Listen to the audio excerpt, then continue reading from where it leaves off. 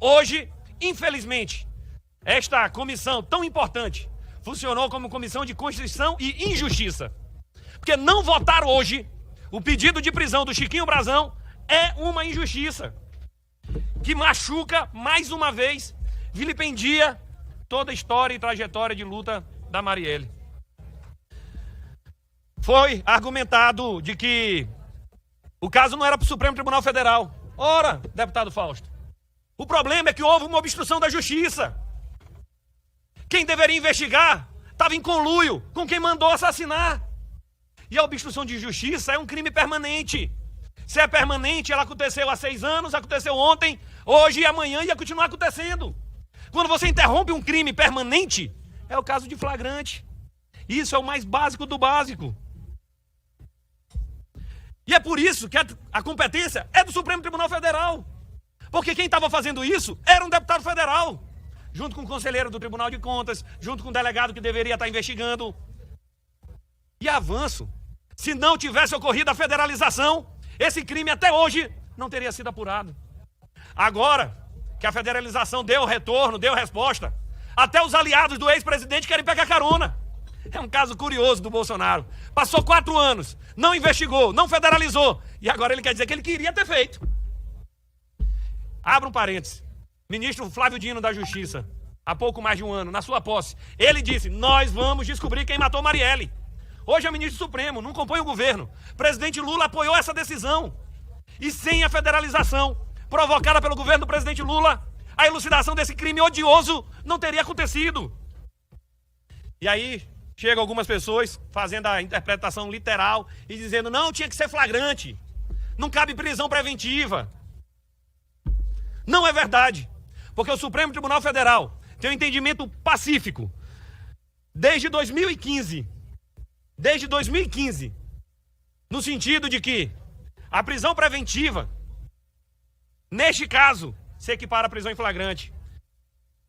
E tem 2 requisitos que o Supremo Tribunal Federal exige desde 2015. 1, haja elevada clareza probatória da prática do crime. Nesse caso, há uma clareza tão evidente que não tem como se defender.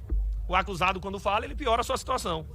Além disso, exige: estejam previstos pressupostos legais que autorizam genericamente a prisão preventiva.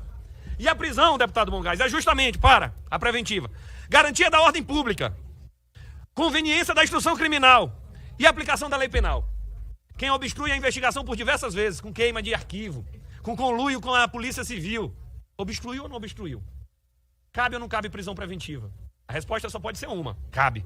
E aí pergunta: não, mas o crime tem que ser inafiançável. Decisão do Supremo, mais uma vez: quando está presente os requisitos da prisão preventiva, não precisa de fiança, fica dispensada a fiança, é inafiançável. E qual o problema? Por que eu digo que hoje a Comissão de Constituição e Justiça cometeu uma injustiça ao não ter apreciado a matéria hoje? Por 2 motivos. 2 motivos. Primeiro, risco da demora. A Constituição diz que o Supremo tem 24 horas para mandar para essa casa, e o nosso regimento interno diz que nós temos 72 horas para apreciar. Se encerrar as 72 horas e não tiver tido julgamento dessa prisão, ela pode passar a ser ilegal.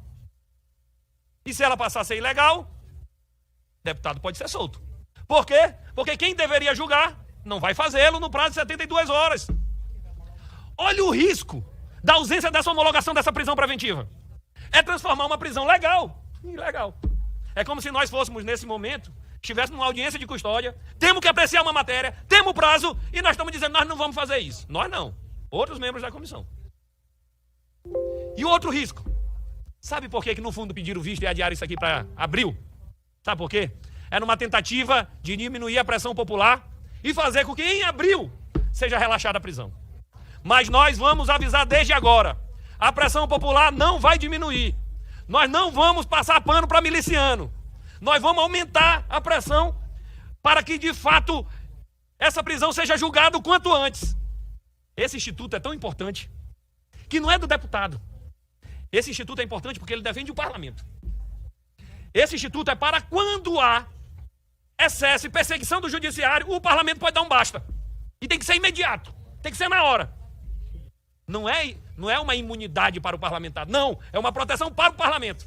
Mas quando a Câmara dos Deputados escolhe ficar de costa para o apelo popular, ficar de costa para a Constituição Federal, os precedentes do Supremo Tribunal Federal, adia um julgamento necessário, infelizmente cometemos uma injustiça que corre o risco de anular nossa reunião, de transformar a prisão legal em ilegal, e isso tudo por uma decisão política da Comissão de Constituição e Justiça. Lamento muito a decisão no dia de hoje.